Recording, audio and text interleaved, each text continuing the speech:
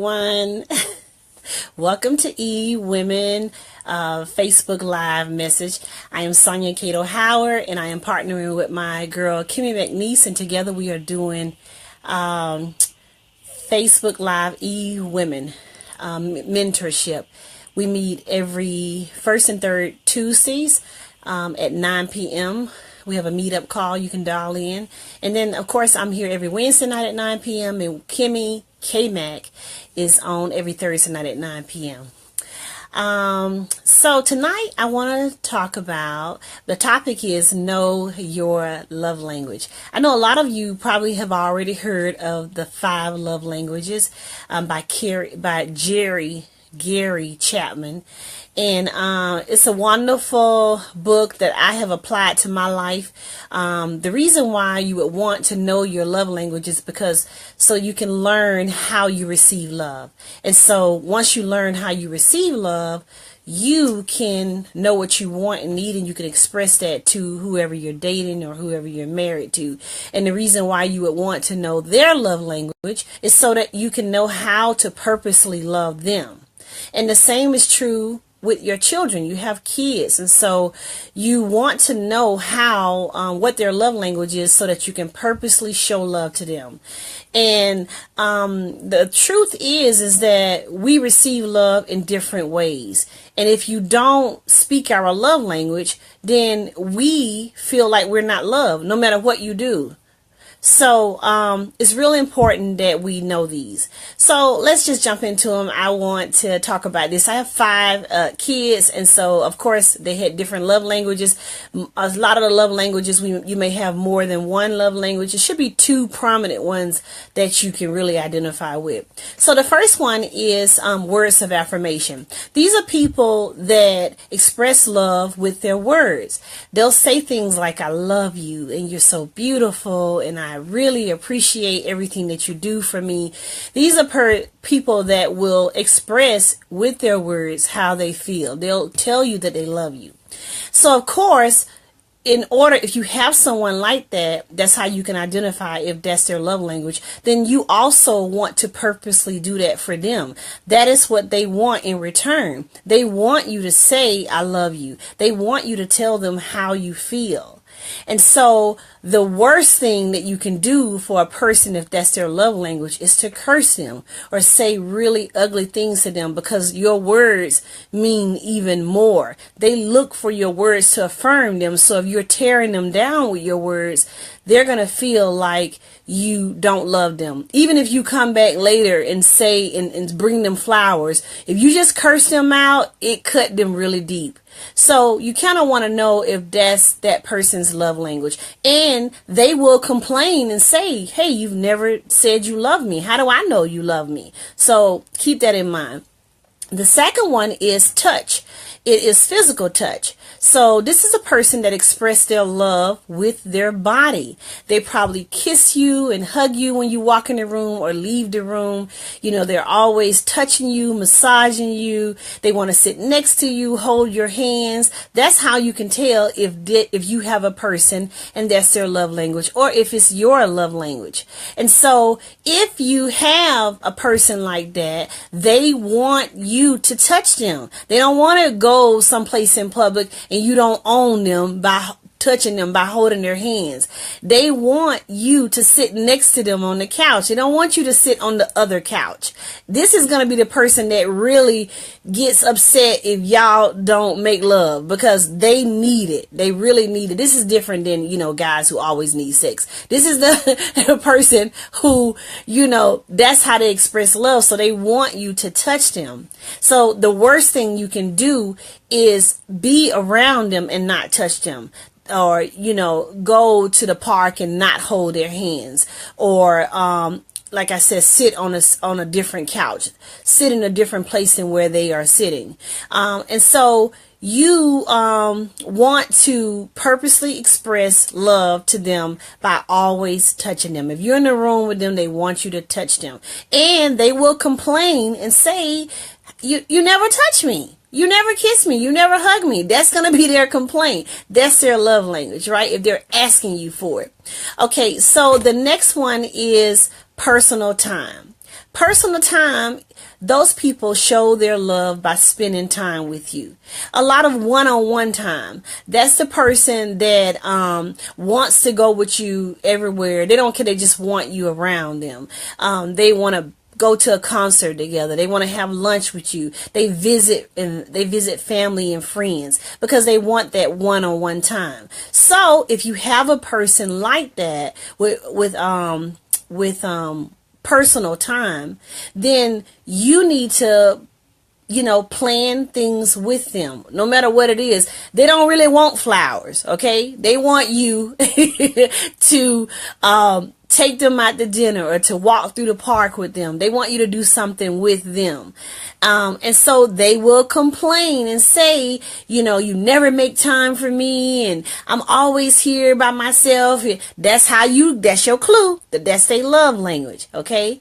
Okay. So, the next one is acts of service. So these are people that love to do things for you. They love to help you out. They'll plan an event for you or plan a surprise party for you or they'll even pay for some service for you for the whole year because they know that that's what you love. So they like doing stuff for you and paying things for you and setting up stuff for you. And so guess what? In return, that's what they want. If they ask you to help them with a project, they want you to help them with that project. So the worst thing you can do for that person is say you're going to help them and then not help them, because think about it. This person does so much for so many people that when they finally ask you for something and you don't do it, they don't feel like you love them. They don't feel like you take the time out to love them and do something for them if they really needed you. So for that person, acts of service, find some way to relieve them. If you see a problem area that they're struggling in, find some way to support them in that area and relieve them of, being of whatever they're having to do. The last one is receiving of gifts. Now, don't get it twisted. This is not the person that you got to give stuff to all the time. This person express love because they love special gifts. You'll see that person taking the time to create a special handwritten invitation. They'll pay attention to people and buy things that they know that they need and want. And this person, if you're going to give something to them, it doesn't even have to be something expensive. They just want to know you put a lot of thought into it, that you actually thought about what they needed. You listened to them. You didn't just run by the flower shop and grab flowers every week. If they know that you're just not putting any thought into it, they're going to feel like, okay, whatever, just keep it. But if they know, if you have somebody that's, that love, arts and crafts or something. I don't know. You can get them a special type of pencil that they wanted. So this person wants you to spend time giving them special gifts, and that's what they do for people, and they would really appreciate it if you did something like that for them in return. And so they will complain, like, this person doesn't love me. In fact, they start to internalize it like, I'm not even worthy because you won't even do anything nice for me. You won't give me anything nice. So they'll start to think they're not beautiful or whatever because you're not expressing their love language. And so the thing with all of these are, if you, no matter what you feel like you're expressing love, you can say I love you all day long, but the person that needs to be touched, if you never touch them, they're not going to feel loved. This is the research that the guy did in this book, that they checked with children, and the children would tell them over and over. They had parents that bought them all this stuff, but because the parents never said I love you, the kids didn't feel loved. Those kids that needed to hear the words. So you can see it's very important, if you're dating someone, if you have a spouse, that you know what your love language is so you can express it, that you know what their love language is so that you can purposely do the things that show love to them. Do things, even if it's outside of your comfort zone, for you to go outside your comfort zone and do the things for them. For example, if you're a person and your love language is touch and you love to be kissed and hugged, but you're with somebody else who really don't like doing that, eventually that's going to get on your nerve, and it's going to start making you feel like this person doesn't love me. They never touch me. You're going to start, and eventually it's not going to work in the long run. So this is why you need to understand your love language and the person you're dating or your spouse love language. So even if you don't feel like it, you do it anyway. If your love language is not service, you still get out there and work in the garden with him if that's what he's asking you to do. So it's very important. Also, since you know their love language, don't do the opposite. If you got a husband who is his love language is words of affirmation, he needs you to build him up all the time. You can't be like, why you got that on?